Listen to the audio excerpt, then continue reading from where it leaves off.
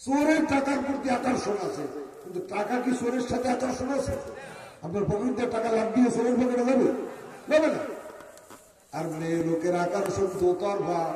মেয়ে লোকের আকর্ষণ পুরুষের দিকে আছে, পুরুষের আকর্ষণ মেয়ে লোকের দিকে আছে না নাই? উভয় দিক দিয়ে আকর্ষণ আছে। কি বলে? অথচ এই জিনিসটাকে গোপন রাখাটা যুক্তিসঙ্গত না প্রকাশ্যে রাখাটা যুক্তিসঙ্গত?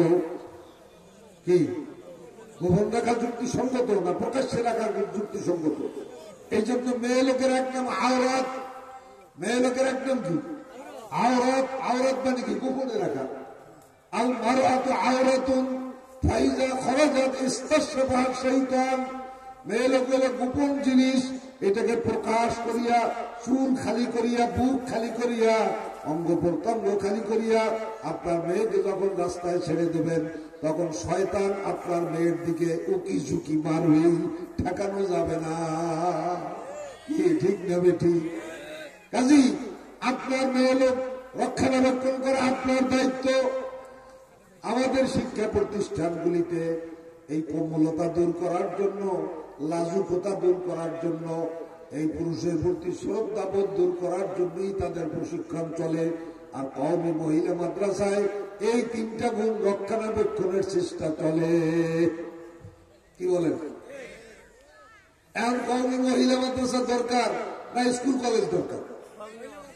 যেই শিক্ষার দ্বারা নারীর নারীত্ব নষ্ট হয়, যেই শিক্ষার দ্বারা নারীর সতীত্ব নষ্ট হয়, যেই শিক্ষার দ্বারা নারীর লজ্জা নষ্ট হয়, সেই শিক্ষার চেয়ে মূর্খ থাকা ভালো। ভুল বললাম? হ্যাঁ, ঠিক বলছি। প্রাইমারিতে যতদিন থাকে ততদিন কাপড় চোপড় যেটুক থাকে, হাই স্কুলে গেলে কিছু কমে না বাড়ে? কমে। ইউনিভার্সিটি কলেজে গেলে আরো কমে। ইউনিভার্সিটিতে গেলে কাপড় চোপড় কোন জায়গায় আছে মাইক্রোস্কোপ দিয়ে দেওয়া যায়। কাপড় চোপড় ব্যবহার করাটাই, যত কাপড় ছাড়তে পারে তত আধুনিক। কি ঠিক কিনা? মেয়ে লোক যত কাপড় ছাড়তে পারে, যত কাপড় ছাড়া চলতে পারে, তত সে আধুনিক। এটা কি ভালো আলামত? বলেন ভালো আলামত? ভালো আলামত না, এটা ভালো আলামত না, ভালো আলামত না। খুব ইতিহাস পড়িয়ে দেখেন, বড় পীর আব্দুল কাদের জিলানী রহমাতুল্লাহ আলাইহির মা ছিল কেমন মা! সুবহানাল্লাহ। ইতিহাস পড়িয়ে দেখেন, ওনার আব্বা যেমন আল্লাহর ওলি ছিলেন, ওনার আব্বা যুবক অবস্থায় বিবাহ করার আগে রাস্তা দিয়ে যাইতেছেন, খুব ক্ষুধার্ত অবস্থায় দেখে রাস্তার পাশে একটা ছোট্ট খালের স্রোতের ভিতর একটা আপেল ফল ভেসে যায়। রাস্তার পানির ভিতর দিয়ে একটা আপেল উঠেই খাওয়া, এটা গুনার কাজ না, কিন্তু আল্লাহর ওলির জন্য এটাও গুনার কাজ। কি? উনি আপেলটা উনি খাইছেন, ক্ষুধার সময় খাইছেন। খাওয়ার পরে চিন্তা করতে, হায় হায় রে, কার গাছের ফল খাইলাম, এই যে দামি না ছাড়া তো আমার তো জাহান্নাম ছাড়া উপায় নেই। এখন বলতেছে কার গাছের ফল, পিছনের দিকে যাইতেছে, নিশ্চয়ই গাছের ডালটা খালের দিকে ঝুঁকানো, ওই গাছটা খালের পাশে হবে। যাইতে যাইতে যাইতে যাইতে দেখে এই ফলটার সাথে এই গাছটার মিল পাওয়া যায়। ডাল একটা খালের ভিতরে, নদীর ভিতরে ঝুঁকানো, ওটার দিয়েই পড়ছে। তার জিজ্ঞেস কর, ভাই এই গাছটার মালিক? তাহলে মালিকের বাড়ি উল্টে দেখা যায়। তো যুবক, এই যুবক আব্দুল কাদেরের আব্বা, আব্দুল কাদের জিলানীর আব্বা, যুবক নওজোয়ান। বলেন আমাদের এই নওজোয়ানরা কি এইসব তালাশ করে? হ্যাঁ, পরের গাছের বড়ই খায়, পরের গাছের ডাব খায়, পরের আপনার কি রস, শীতকালে হয় কি খেজুর গাছের রস। তার খেজুর গাছের রস খাইয়া হাড়িতে লেখছে, হাড়ি হাড়ি, আপনারা কি বলেন? হাড়িতে লেখছে, তোমার আছে আমার নাই, রস দিয়া শুনি খাই, যদি দাও গাই হাড়ি ভাঙবো কাই। কেমন শিক্ষিত! কবিতা আকারে লেখছে, লেখাপড়া জানে। লেখাপড়া জানলে ওটা মানুষ হয় না, যার মধ্যে মনুষ্যত্ব নাই ওটা আসলে মানুষ নয়। মনুষ্যত্ব থাকা। আরে আব্দুল কাদেরের আব্বা যুবক মানুষ, গেছে খুঁজতে খুঁজতে পারেন মালিককে পাইছে। মালিকের গায়ে চাষা মেয়া রাস্তার পাশে ওই গাছটা কি আপনার? হ্যাঁ আমার। তো চাষা মেয়া গাছটার থেকে একটা ফল পরিয়ে পাকা ফল এই খালিতে ভাসিয়ে যাইতেছিল, আমার ক্ষুধার কারণে আমি ফলটা খেয়ে বলেছি, আমার আল্লাহ আসতে মাফ করে। সেখান থেকে একটা যুবক মানুষ এরকম কথা বললে মাফ না করি পারে, কিন্তু এই গাছের মালিক তো সাধারণ মালিক না, একজন আল্লাহর ওলি। সে তাকেই দেখে এই যুবক তো সাধারণ যুবক না, এই যুবক তো অস্বাভাবিক যুবক, তাকেই দেখছে, বুঝতে পারছে স্বর্ণকারে সোনা চেনে, কর্মকারে লোহা চেনে। কদরে গওহর শাবে দানাত ইয়াবে দানাত জওহারি, কদরে বুলবুল শাবে দানাত ইয়াবে দানাত শাহবুরি। সুবহানাল্লাহ। গাছের মালিক কয়, বাবা আমি মাফ করতে পারবো না। এর কান্না শুরু করেছে, মাফ না করলে চাচা আমার উপায় বলে, হ্যাঁ মাফ করতে পারি, তুমি যদি আমার বাড়িতে 12 বছর পর্যন্ত আমার ছাগল চড়াইতে পারো, বাড়ির খেদমত করতে পারো, গোলামি করতে পারো, তাহলে আমি মাফ করবো। 12 বছর পরে করবো কিনা দেখবো। কি কঠিন শর্ত। আব্দুল কাদের কয়, চাচা তাতে রাজি আছি, 12 বছর সারা জীবনে যদি গোলামি করা লাগে আর আপনি মাফ করিয়ে দেন, তাইলে আমার জাহান্নামে যাওয়া লাগলো না। রাজি হয়ে গেছে, গোলামি আরম্ভ করিয়ে দিয়েছে। 12 বছর হয়ে গেছে। 12 বছর পরে এখন চাচা আমার এখন বিদায় দেন মাফ করিয়া। আর একটা শর্ত আছে, বলে কি? বলে আমি একটা বিপদে আছি, আমার একটা মেয়ে আছে ঘরে, মেয়ের দিকে চোখ নেই, কানা, হাত পাও নাই, ল্যাংড়া লুঙ্গা, বোবা, কথা বলতে পারে না, হাউ হাউ করে। এই মেয়েটা বিবাহ দেওয়ার কোনো ছেলে পাই না। এই মেয়েটা যে তুমি বিবাহ করতে পারো, তাহলে আমি দিলের থেকে তোমার মাফ করি। এখন চিন্তা ভাবনা করি, দেখি দুনিয়া মানুষের কয়দিনে, সুন্দরী বিবিয়ের কয়দিন থাকে। কাজে আল্লাহ তো মাফ করিয়ে দেয়, উনি যদি মাফ করিয়ে দেয়, আল্লাহ এসে যদি মাফ করিয়ে দেয়, আমার তো বেশ তো দিয়া দূর খেলবার কত কিছু পাবো। দুনিয়ার কয়দিনের আনন্দ, এ ল্যাংড়া লুঙ্গা বোবা অন্ধ মেয়ে আমার বিবি হবে, যাক দুনিয়ার শান্তি যায়, যাক। রাজি হয়ে গেছে, কলমা হয়ে গেছে, বিবাহ হয়ে গেছে। বিবাহ হওয়ার পরে বাসর করে গেছে, যাইয়ে দেখে তো জগৎ বিখ্যাত সুন্দরী। তখন মনে মনে চিন্তা করতেছে, বোধ হয় এই বাড়ির মালিক তো আল্লাহর ওলি, সে আমার পরীক্ষা করার জন্য কোন আর একটা মেয়ে আমার এখানে দেশে বেরোয় চলে গেছে। বললেন কি চাচা? আব্বাজি বললেন কি? আরে দেই কি? কয় বাবা তুমি যা দেখছো তাও সঠিক দেখেছো, তুমি যা শুনছো তা সঠিক শুনেছো। তা আবার কেন? কয় বাবা শোনো, এই মেয়ে লোকটাকে আমি অন্ধ বলেছি এই জন্য, বালে ঘর পর থেকে চোখ দিয়ে কোনো পর পুরুষকে সে কোনোদিন দেখে নাই। গুনাহের থেকে তার চক্ষু অন্ধ, তার চোখ দিয়ে কোনো গুনাহ করে নাই। আল্লাহ, আমি বুবা বলেছি এই জন্য তার জবাব শক্তি দিয়া, জবান দিয়া কোন পর পুরুষের সাথে কথা বলে নাই, অর্থাৎ গুনাহের কথা তার মুখ দিয়া কোনদিন বাহির হয় নাই। গুনার থেকে সে বোবা, গুনার থেকে সে অন্ধ, গুনার দিকে পাও দিয়ে হাঁটে নাই, গুনার দিকে গুনার কোন জিনিস হাত দিয়ে ধরে নাই। এই জন্য বলছি ল্যাংড়া লুলা। আমি বলছি যে এটাও ঠিক, তুমি যা দেখছো ওটাই তোমার বিবি, সুন্দরী রূপসী, এটাই তোমার স্ত্রী। সুবহানাল্লাহ। এই হয়ে গেল আব্দুল কাদের জিলানের স্ত্রী।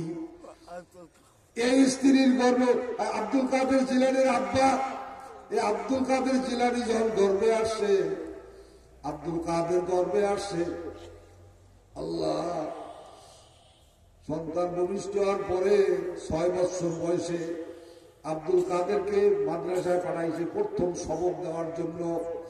ওস্তাদ বলে, আব্দুল কাদের পড়ো, আউযু বিল্লাহি মিনাশ শাইতানির রাজিম, বিসমিল্লাহির রহমানির রহিম।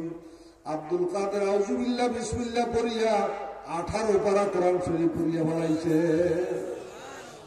ওস্তাদে বলে, আব্দুল কাদের তোমার আজকে বলাইলো তোমার মায়ের সবক দেওয়ার জন্য, তুমি 18 পারা কোথায় শিখলা? আব্দুল কাদের কা হুজুর, আমার আম্মা 18 পারা কোরআন শরীফের হাফেজা। আমি মায়ের গর্ভে থাকাকালীন আমার মা ওই 18 পারা কোরআন শরীফ তেলাওয়াত করতেই রয়েছে। আমার দুধ পান করাইতো আর 18 পারা কোরআন শরীফ তেলাওয়াত করতে থাকতো। এই তেলাওয়াত শুনতে শুনতে আমার দিলের মধ্যে 18 পারা বসিয়া গেছে। আমার মা যদি 30 পারার হাফেজা হইতো, আমিও 30 পারার হাফেজ হয়ে যাইতাম। আমার ভাই আব্দুল কাদের জিলানীর মা হইল এরকম মা। আর আমাদের মায়েরা কি করে? গর্ভে সন্তান আসার পরে ফেসবুক দেখে, কি গুনাহের কাজ করে।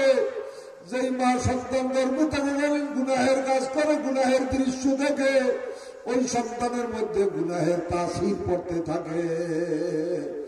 যেই সব মায়ের দিলের মধ্যে আল্লাহর ভয় থাকে, ওই মায়ের বুকের দুধ পান করিয়া যেই সন্তান লালিত পালিত হয়, ওই সন্তানের বুকে আল্লাহর ভয় পয়দা না হইয়া পারে না।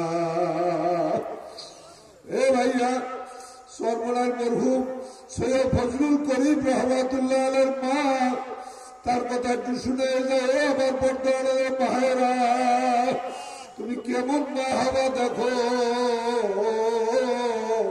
কোন নষ্টা মেয়ে লোকের পেটে আলেম পয়দা হয় না। আল্লাহ ওনার আব্বা ইসহাক রহমাতুল্লাহ আলাইহি, আল্লাহ ফজলুল করিম রহমাতুল্লাহ মাকে সৈয়দের মা বলিয়া ডাকতেন। সৈয়দের মা। একদিন কয়, ও সৈয়দের মা, স্বামী স্ত্রী দুইজন এক জায়গায় বসে একটু গল্প করতে আসে। ও সৈয়দের মা, তোমার কি জীবনে কোনদিন ফরজ নামাজ কাজা হয়েছিনি? সৈয়দের মা কয়, আলহামদুলিল্লাহ, আমার জীবনে কোনদিন বালেগ হওয়ার পর থেকে ফরজ নামাজ কাজা হয় নাই। সবাই বলে সুবহানাল্লাহ। এত বড় কথা আমরাও তো বলতে পারবো না, জীবনে কোনদিন ফরজ নামাজ কাজা হয় না। কয়, কি বলো সৈয়দের মা? আগের জমানায় তো মাইকে আজান ছিল না, মোবাইলের আপনার অ্যালার্মও ছিল না। তুমি ফজরের নামাজ যদি কোনোদিন তোমার ছোটে নাই, কতদিন তোমার ঘুমাইতে দেরি হয়ে যায়। আলেম ওলামা তালেব ওলামাদের খাওয়াইয়া দাও, তুমি ঘুমাও, রাত 1টা 2টা 3টা ঘুমাও, ফজরের নামাজও কি তোমার ছোটে নাই? কয়, আলহামদুলিল্লাহ, যত রাত্রি আমি ঘুমাই না কেন, শোবে সাদেক হইয়া গেলেই কেউ যেন আমাকে এসে উঠাইয়া দেয়। আল্লাহ। একদিন রান্না করে আর ভোবাইয়া কান্দে। আল্লাহ ইসহাক রহমাতুল্লাহ আলাইহি বারান্দা থেকে দৌড়ে পাকঘরে গেছে। কি হয়েছে সৈয়দের মা? কিছু কামড় দিছে না, পেটে বেদনা করে না, কি হয়েছে, কান্দো কেন? না না, কিচ্ছু হয় না, কিচ্ছু হয় না। তাহলে না না, কিচ্ছু না হইলে মানুষ কান্দেনি। কয়, কিচ্ছু হয় নাই। আপনি যে জাহান্নামের বয়ান, কিয়ামতের বয়ান করেন, সেই বয়ান আমি এখন চোখে দেখলাম। তাহলে কি চোখে দেখলাম? পয়সাইয়া দেখেন, চুলার মধ্যে লাকড়ি দিয়া ভাত রান্না করতে আসি। লাকড়ির এক মাথায় যখন আগুন লাগলে, আর এক মাথা দিয়ে রসগুলা পস করিয়া বাহির হইতে আসে। আপনি বলছেন কিয়ামতের ময়দানটা তামার জমিন হইয়া যাবে, সূর্যটা মাথার 1 বিলাস উপরে আল্লাহ পাক দূর করিয়া ছাড়িয়া দিয়া হুকুম করবে, হে সূর্য, তোর মধ্যে যত ক্ষমতা, যত গরম আছে সব ছাড়িয়া দে। না ফরমানেরা বুঝ গেল আমি মাওলায় কেমন মাওলা। আল্লাহ দেখে আমার দিলের মধ্যে ভয় এসে গেছে। ওই কিয়ামতের ময়দানে আমার কি উপায় হবে?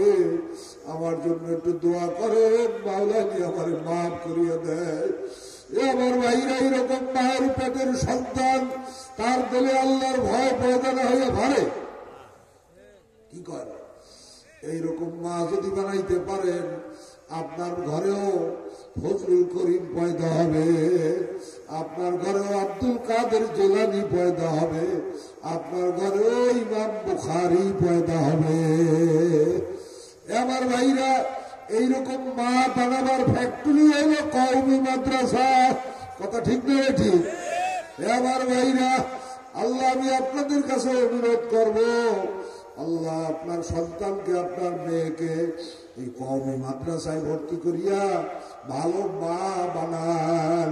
আল্লাহর ফজল ও করমে কওমি মাদ্রাসায় পড়াইলে মেয়ে বিবাহ দেওয়ার জন্য কোনো ব্যাগ পাওয়া লাগে না, বালে ঘর আগেই প্রস্তাব আসিয়া যায়। কথা ঠিক না বেঠিক? কি করেন আপনারা? আমি তো বাস্তবে একটা পরীক্ষা করে দেখছি। আমার হলো 5 মেয়ে, এক মেয়েও বালে পর্যন্ত নিতে পারি না। বালে হওয়ার আগেই প্রস্তাব আসছে, এমন ভাবে প্রস্তাব আসছে, ছেলে এমন যে বিবাহ নাতিও উপায় নেই। আল্লাহ রহমতে আমার নাতিদের মধ্যে এখন প্রায় 12-13 জন হাফেজ কোরআন হয়ে গেছে। নাতিরা, মেয়েরা আল্লাহর বদলে সব কওমি মাদ্রাসা পড়েছে, হাফেজ মাওলানা মুফতি হয়েছে। কি বলেন? আপনারা পারবেন না ইনশাল্লাহ? আপনার সন্তানের মধ্যে আল্লাহর ওলি পয়দা হোক চান? কি আপনারা চান? হাফেজ পয়দা হোক আপনার বংশে চান? কি আল্লাহর ওলি পয়দা হোক চান? কারা কারা চান? তাই আল্লাহ আপনি আমাদের বংশে কবুল করে নেন, বলেন আমি। যদি আপনার বংশে একজন মুহাক্কিক আলেম বানাইতে পারেন, তার উসিলায় আপনার বংশের লোক অনেক বেহেশতে চলে যাবে, কোনো সন্দেহ নেই। কাজেই আমার বাইরে আমি অনুরোধ করব, আপনার মেয়ে থাকলে মেয়ে পড়ান, মেয়ে না থাকলে নাতি দেন। নাতিও যদি না থাকে, আপনার পাড়া প্রতিবেশীর মেয়ে আপনি বুঝাইয়া শুনাইয়া মাদ্রাসায় দেওয়ান। আল্লাহ মেয়ে যত ভালো হবে, সন্তানও তত ভালো হবে। আল্লাহ আল্লাহর ফজলে আমাদের ভবিষ্যৎ প্রজন্ম আল্লাহর ফজলে ভালো হবে, এই অনুরোধ আপনাদের কাছে আমি রাখলাম। আমার ভাইরা, আমার পর্দার আড়ালের মা বোনেরা, এখন বোঝার সময় যায়, কবরে যাওয়ার পরে বুঝলে আর কোনো লাভ হবে না। কি বলেন? এই তালিমুন নেশা কওমি মাদ্রাসাটাকে আল্লাহ তাআলা কবুল করুক। আপনারা চান? এখানে দাওরা হাদিস পর্যন্ত পড়াশোনার ব্যবস্থা আল্লাহ করিয়ে দেন, নিজস্ব জায়গা হয়ে যাও, এ চান আপনারা? আপনারা দোয়া করেন, আল্লাহ তুমি কবুল করিয়ে নাও। জোরে বলেন আমিন, জোরে বলেন আমিন। আল্লাহ এই এলাকার মা বোনদের জন্য তুমি মাদ্রাসাকে কবুল করিয়ে নাও। সবাই জোরে বলেন আমিন। আল্লাহ পাক যাদেরকে তৌফিক দিয়েছেন, টাকা পয়সা আছে, তারা টাকা পয়সা দিয়ে সহযোগিতা করবেন। যাদের তৌফিক নাই, টাকা পয়সা নাই, আল্লাহর কাছে দোয়া করবেন। কি পারবেন না ইনশাল্লাহ? আল্লাহর কাছে হাত উঠাইয়া সবাই দোয়া করেন, আল্লাহ এই মাদ্রাসাটাকে কবুল করে নেয়। সবাই বলেন আল্লাহুম্মা আমিন। রব্বানা যালামনা আনফুসানা ওয়া ইল্লাম তাগফির লানা তারহামনা লানাকুনান্না মিনাল খাসিরিন। ইয়া আল্লাহ, তালিমুন নেশা মহিলা মাদ্রাসার মাহফিলে এই গভীর রাত্র পর্যন্ত আপনার বান্দারা বসে বসে কোরআন হাদিসের কথা শুনছে। আপনার কোরআন, আপনার নবীর হাদিস বিশ্বাস না করলে এখানে বসতো না। মাবুদ, তুমি আমাদেরকে দয়া করে মাফ করিয়া দাও। আলেম ওলামা তালেব ইলমদের নিয়ে হাত উঠেছি। আল্লাহ মজলিসটার দিকে তুমি একটু চাইয়া দেখো, তোমার কি একটু মায়া হয় না? আল্লাহ আমি বিদেশি মানুষ, আমার তো মায়া লাগে তোমার বান্দাদের জন্য, তোমার কি মায়া লাগে না? আল্লাহ তুমি মাফ করবা না তাই মজলিসে কেন? আল্লাহ মাফ করবা না কেন তোমার হাবিবের মাথার টুপি আমাদের মাথায় পরাইলা? মাফ করবা না কেন তোমার হাবিবের মুখের দাড়ি আমাদের মুখে লাগাইলা? তোমার হাবিবের গায়ের জামা আমাদের গায়ে কেন পরাইলা?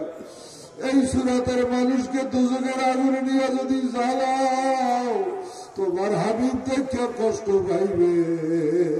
তোমার হাবিবের ওসিলায় আমাদের তুমি মাফ করিয়া দাও। আল্লাহ আমাদের মা বোনদেরকে মাফ করিয়া দাও। আল্লাহ তুমি মহিলাদেরকে মাফ করিয়া দাও।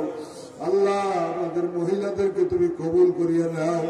তালিমুন নেশা মাদ্রাসা সহ যত কওমি মহিলা মাদ্রাসা আছে সব তুমি কবুল করিয়া নাও। বিশেষ করে এই মাদ্রাসাকে তুমি কবুল করিয়া নাও। আল্লাহ যত প্রয়োজন আছে গায়েবের থেকে ব্যবস্থা করে দাও। আল্লাহ এলাকাবাসী মুমিন মুসলমানদের দিলকে এই মাদ্রাসার দিকে ঝুঁকাইয়া দাও।